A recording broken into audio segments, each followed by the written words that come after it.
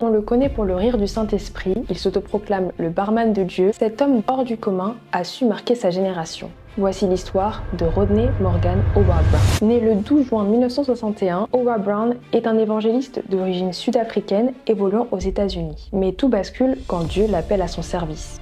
Tout commence en décembre 1989 lorsque la famille déménage d'Afrique du Sud pour les États-Unis. Howard Browne ouvre sa toute première église américaine à Clifton Park, dans la région de New York. En 1991, il s'installe à Louisville dans le Kentucky où il commence à organiser d'immenses réunions de réveil. Avec son énergie débordante, il renverse les salles et des foules entières sont touchées. Éclats de rire, ivresse spirituelle, parler en langue incontrôlable, toutes ces manifestations accompagnent ses cultes. Pour la petite histoire, Howard Browne se qualifie lui-même de barman de Dieu ou encore de barman du Saint-Esprit. En 1996, cet homme de Dieu à l'onction puissante fonde l'église de River à Tampa Bay Church en Floride. Et l'année suivante, aux côtés de son épouse Adonica, ils fondent ensemble Revival Ministries International, River Bible Institute et River School of Worship. Mais le 10 juillet 2017 restera une date à jamais gravée dans leur mémoire. Le couple reçoit un coup de fil inattendu.